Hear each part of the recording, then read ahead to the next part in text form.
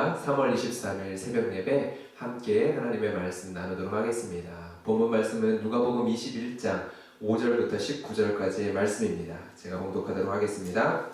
어떤 사람들이 성전을 가리켜 그 아름다운 돌과 헌물로 꾸민 것을 말하매 예수께서 이르시되 너희 보는 이것들이 날이 이르면 돌 하나도 돌 위에 남지 않고 다 무너뜨려지리라. 그들이 물어 이르되 선생님이여 그러면 어느 때에 이런 일이 있겠사오며 이런 일이 일어나려 할 때에 무슨 징조가 있사오리이까? 이르시되 미혹을 받지 않도록 주의하라. 많은 사람이 내 이름으로 와서 이르되 내가 그라하며 때가 가까이 왔다 하겠으나 그들을 따르지 말라. 난리와 소요의 소문을 들을 때에 두려워하지 말라. 이 일이 먼저 있어야 하되 끝은 곧 되지 아니하리라. 또 이르시되 민족이 민족을 나라가 나라를 대적하여 일어나겠고 곳곳에 큰 지진과 기근과 전염병이 있겠고 또 무서운 일과 하늘로부터 큰 징조들이 있으리라. 이 모든 일 전에 내 이름으로 말미암아 너희에게 손을 대어 박해하며 회당과 옥에 넘겨주며 임금들과 집권자들 앞에 끌어가려니와 이 일이 도리어 너희에게 증거가 되리라. 그러므로 너희는 변명할 것을 미리 궁리하지 않도록 명심하라. 내가 너희의 모든 대적이 능히 대항하거나 변박할 수 없는 구변과 지혜를 너희에게 주리라. 심지어 부모와 형제와 친척과 벗이 너희를 넘겨주어 너희 중에 몇을 죽이게 하겠고 또 너희가 내 이름으로 말미암아 모든 사람에게 미움을 받을 것이나 너희 머리털 하나도 상하지 아니하리라. 너희의 인내로 너희 영혼을 얻으리라. 아멘. 오늘 본문을 포함한 누가복음 21장 전체의 이야기들은 이 땅을 살아가는 성도의 오늘의 삶이 어떠한지, 어떠한 삶인지를 명쾌하게 말씀해주고 계십니다. 인내가 필요한 삶, 그리고 견디고 끝까지 싸워 이겨야 하는 삶, 바로 그러한 삶이 성도의 삶입니다. 그래서 예수님께서는 끝까지 견디라고 말씀하십니다. 마태복음 10장 22절의 말씀에 보면 또 너희가 내 이름으로 말미암아 모든 사람에게 미움을 받을 것이나 끝까지 견디는 자는 구원을 얻으리라 말씀하십니다. 사도 바울도 로마서를 통해 이렇게 말씀합니다. 로마서 8장 37절 말씀입니다. 그러나 이 모든 일에 우리 사랑하시는 이로 말미암아 우리가 넉넉히 이기느니라. 우리가 넉넉히 이기느니라. 이 말씀은 싸워 이겨야 할 삶, 그 삶이 앞에 있다라는 것을, 성도의 삶 앞에 있다라는 것을 전제로 하는 이야기죠. 성경은 일관되게 신자의 성도의 삶이 이 땅에서의 우리가 살아가야 될 그 삶이 전쟁과 같음을 이야기합니다. 결승선을 향해 치열하게 달려야 하는 삶과 같다라고 이야기를 합니다. 오늘 본문 말씀은 바로 이러한 전쟁과 같은 삶의 현장을 살아가는 성도들을 향한 하나님의 위로의 말씀, 또한 격려의 말씀, 도전의 말씀을 우리에게 말씀해주고 계십니다. 오늘 본문과 같이 마지막 때에 대한 말씀들이 있는데요. 그러한 마지막 때에 대한 말씀들을 통해서 마지막 때에 어떠한 사건들이 일어날까라는 것을 질문하고 찾는 것은 신앙에 유익함이 되지 못합니다. 도리어 신앙에 방해가 되는 경우가 많습니다. 이러한 마지막 때의 환난과 핍박 그리고 우리의 신앙을 넘어뜨리려고 하는 수많은 도전들에 대한 말씀들은요, 바로 지금 우리를 향한 말씀입니다. 앞으로 일어날 그리고 아직 일어나지 않은 사건들, 그러한 사건들을 가리키면서 우리를 향하여서 두려워하라, 근심하라 말씀하시는 것이 아니라 바로 이러한 마지막 때를 살아가고 있는 오늘 우리를 향한 하나님의 말씀이다라는 것입니다. 오늘 우리의 신앙을 향한 하나님의 도전의 말씀이 있습니다. 왜 나의 인생에 이러한 일이 일어났는가? 여러분, 우리는 삶을 살아가면서 이러한 질문들을 마주합니다. 그것에 대한 대답이 바로 오늘 말씀 가운데 있습니다. 우리는 우리의 삶 속에 해석되지 않은 일들을 마주합니다. 하나님의 뜻이라 확신하여 결혼했는데 하나님의 뜻이었다라고 생각할 수 없는 내 삶의 일들을 경험합니다. 우리의 가정에 주신 하나님의 뜻이고 하나님의 축복이라고 여겼던 것들이 순식간에, 순간에 사라져버리는 것들을 우리는 경험하기도 하고 무너지는 것들을 경험하기도 합니다. 하나님의 뜻이고 하나님이 인도하여 주셨다라고 경험하면서 그렇게 간증하면서 살아왔었던 나의 삶의 어떠한 일들이 무너지고 좌절되어지는 것을 우리는 경험합니다. 또한 어려움들이 겹겹이 일어나는 경우들도 있습니다. 하나님의 도우심과 인도하심을 구하지만 점점 수렁에 빠져드는 것과 같은 삶을, 상황을 경험할 때도 있습니다. 우리는 그러할 때 질문합니다. 하나님의 뜻은 무엇입니까? 왜 나의 인생에 이러한 일이 일어나는 것입니까? 여러분, 우리는 모든 사건, 모든 일에 대한 하나님의 숨겨진 뜻까지 우리가 다 알 수 없다는 것을 인정해야 합니다. 신명기 29장 29절의 말씀은 이를 잘 보여줍니다. 감추어진 일은 우리 하나님 여호와께 속하였거니와 나타난 일은 영원히 우리와 우리 자손에게 속하였나니. 감추어진 일이 있습니다. 그리고 나타난 일이 있습니다. 그 감추어진 일은 여호와 하나님께 속한 것입니다. 우리가 알 수 있는 일은 우리에게 나타난 일까지입니다. 감추어진 일을 우리가 알 수 없음을 우리는 인정할 수밖에 없습니다. 그런데 여러분, 나타난 뜻이 있습니다.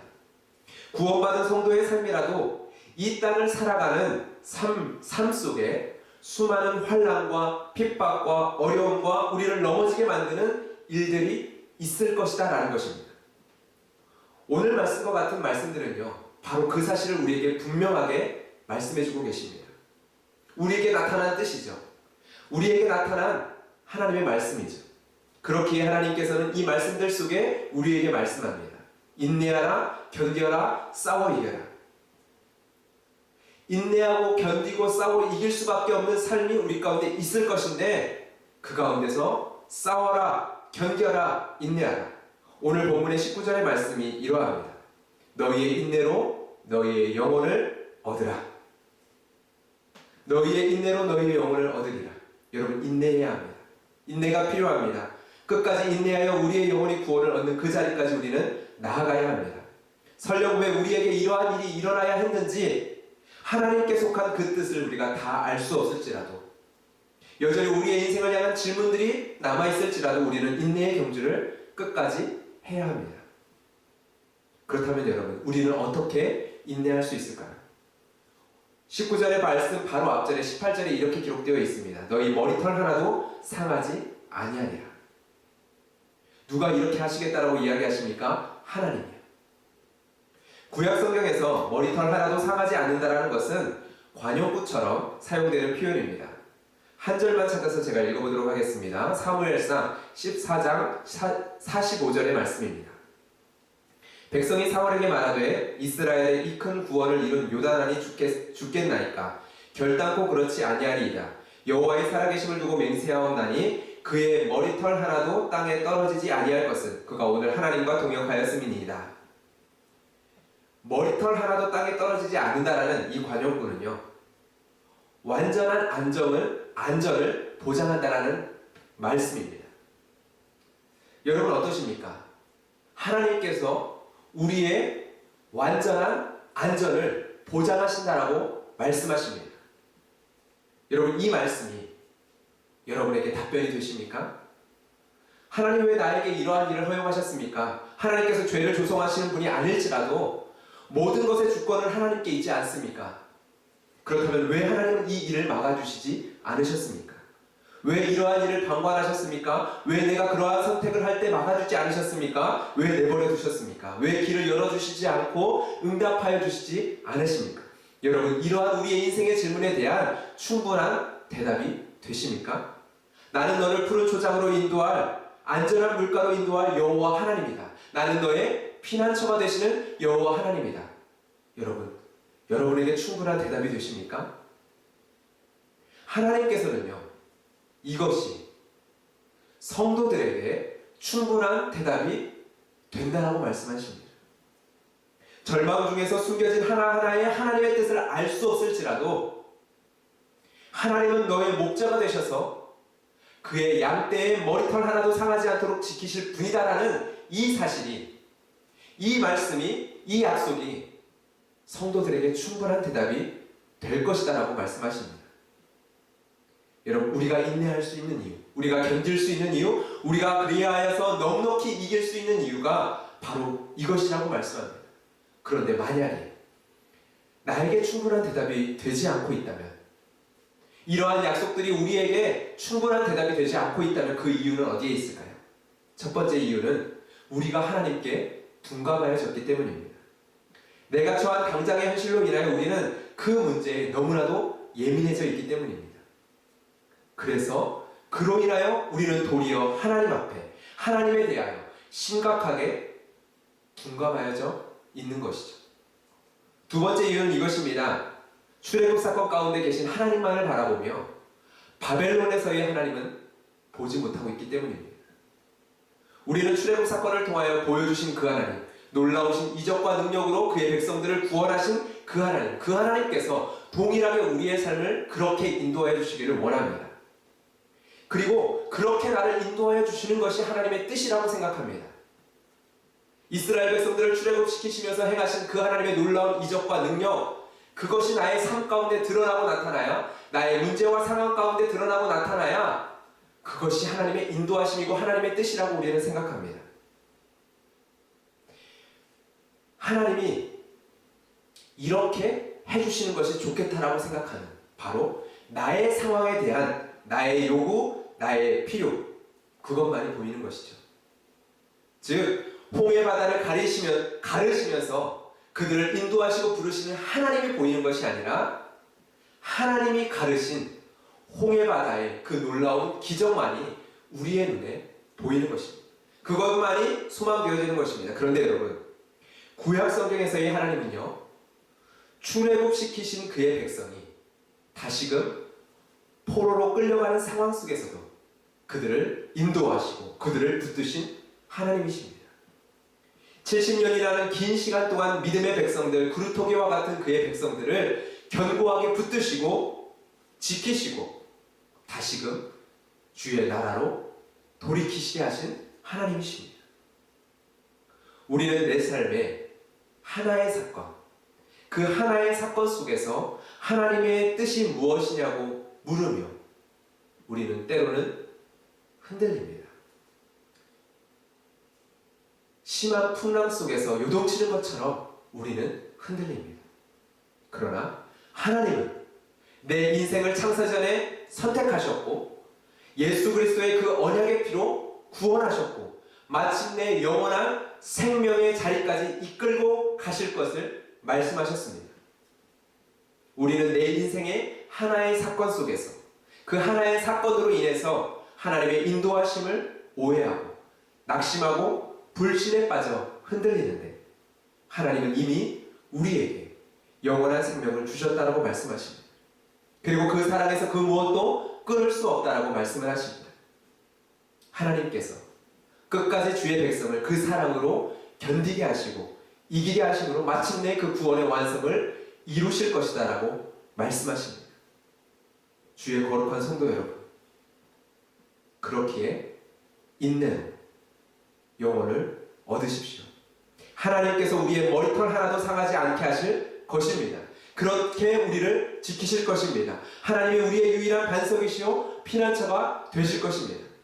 하나님 속에 숨겨진 뜻으로 인하여 낙심하지 마시고 우리에게 이미 나타나신 주의 그리스도, 예수 그리스도의 그 십자가의 사랑과 그의 선하심 앞에서 믿음의 경주를 끝까지 달려가십시오. 그러한 오늘의 삶이 되기를 소망합니다. 여러분을 향한 그리스도의 사랑이 넉넉히 여러분들을 이기게 하실 것입니다.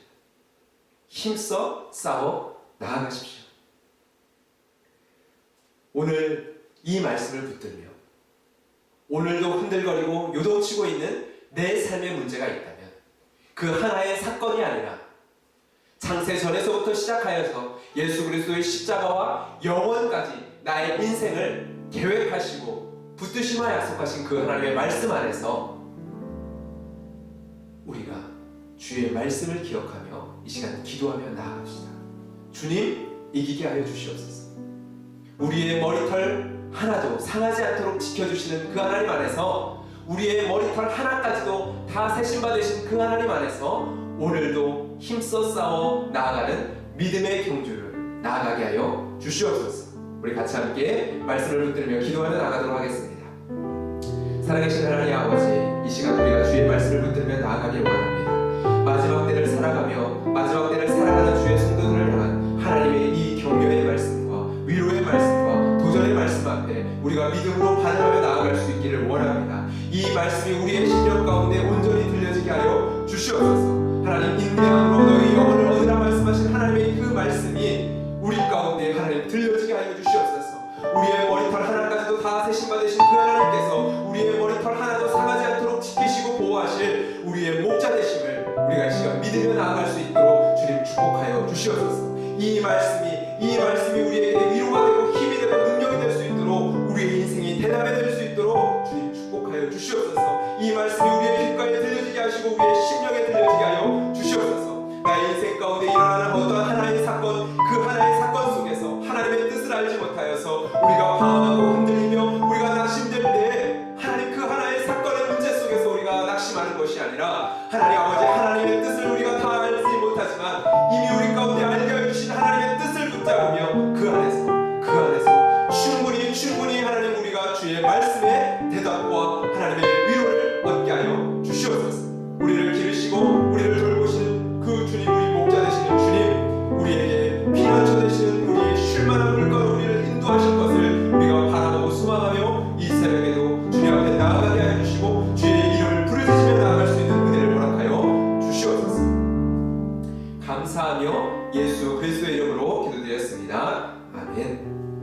그 주님의 은혜와 능력, 약속을 붙잡으며 오늘도 이 시간 기도하며 나아갑시다.